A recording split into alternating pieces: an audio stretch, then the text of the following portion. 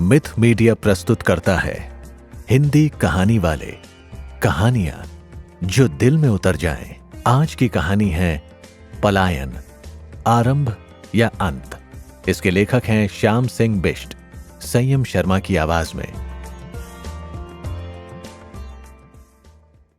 पहाड़ों के गांव के घर की एक बहुत बड़ी बखाली हुआ करती थी। बखाली में जहां पहले 4-5 परिवार के लोग इकट्ठे रहते थे। खुशी थी, अपनापन था। सुबह उठते ही एक दूसरे से राम राम होती थी। जब भी रात को खाना बनता तो एक दूसरे को देना नहीं भूलते थे। आज अम्मा और बाबू न जाने किस विचार और मगन में खोए हुए थे। उनके चेहरे पर वो खुशी नहीं बल्कि एक अजीब सी चिड़चिड़ाहट थी। उन्हें पता था कि बखाली खाली हो चुकी थी। जहां पहले बखाली में 15-20 परिवार के लोग एक साथ रहा करते थे, आज सिर्फ गिने हुए 4 या 5 लोग ही रह गए थे। जैसे ही मैं उनके घर में पहुंचा, मैंने आमा बाबू को पहला कहा, पर न जाने क्यों आमा और बाबू का ध्यान मेरी तरफ गया ही नहीं। थोड़ा और नजदीक जाने के बाद एकाएक बाबूजी ने मेरी तरफ देखा और बोले, नतिया कैसा है? मैंने बोलो, बाबूजी ठीक हूं। मैंने कहा, बाबू आज घर में इतनी सुनसानी कैसे?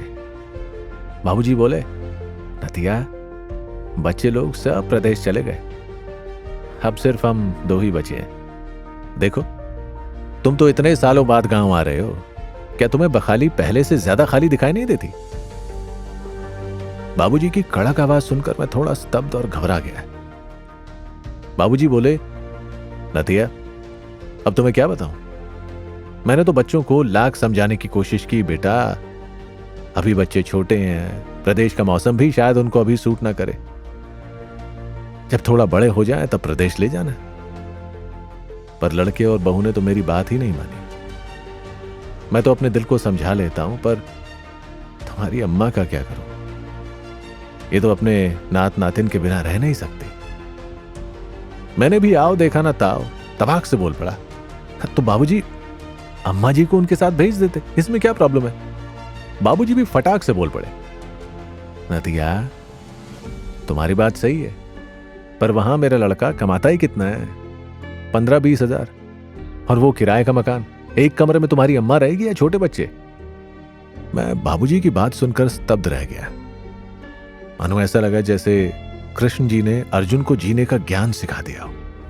तभी अम्मा मेरे लिए चाय लेकर आई और बोली, नतिया अब तुम्हें क्या बताऊं? मैंने तो अपनी बवारी को बोला था, बच्चे यहीं पढ़ लेंगे, जब थोड़ा सा बड़े हो जाएंगे तब ले जाना। बवारी कहती है, पहाड़ों में रखा ही क्या है, खेत बंजर हो गए, कहीं पर बंदर है तो कहीं पर जानवरों का आतंक है। वो देखो ना, हमारी जबान भूलकर कैसे फटाफट ABCD और ट्विंकल ट्विंकल लिटिल स्टार बोल रही है। और एक मेरी लड़की है कि ये अकेले में ही मगन रहती है। अम्मा की बात सुनकर मुझे ऐसा लगा जैसे वो लोग अमेरिका चले गए हैं और हम लोग घर पर ही रह गए हो। मैंने भी दुखी मन से अम्मा बाबूजी को पहला कहा और चल दिया, और निहारता रहा उस बखाली को जहां पहले चहल पहल थी, उस गांव को जहां पहले हर घर खुला हुआ था, और अब कई घर टूट चुके थे या टूटने की हालत पर थे। घरों के आंगन में नजरें दौड़ती तो सिर्फ 2-4 बुजुर्ग या यकायक 4-5 जवान बच्चे कभी कभार देखने को मिल जाते थे।